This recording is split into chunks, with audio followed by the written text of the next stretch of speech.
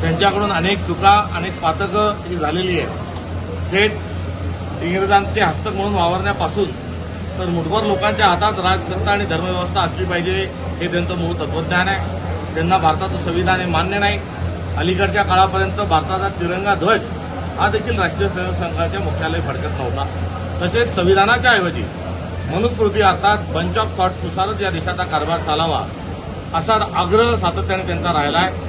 आणि या भारतामधली जी आध्यात्मिक परंपरा आहे जी सर्वसमावेशक आहे, समता, बंधुता, सामाजिक न्याय, सौहार्द आणि प्रत्येक व्यक्तीचा आदर हा त्या ठिकाणी अधोरेखित झालेला आहे.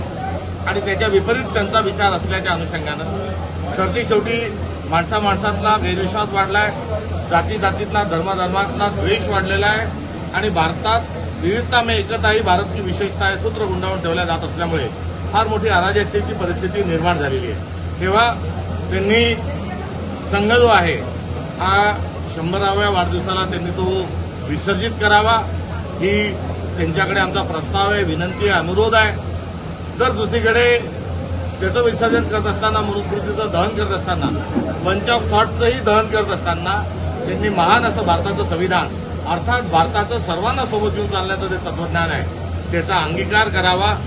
गांधींचा फोटो जो आहे तो रेशीमबाग या ठिकाणी लावावा आणि भारताचं संविधान जे आहे ते देखील त्यांनी आपल्या संघ मुख्य कार्यालयामध्ये ठेवावं.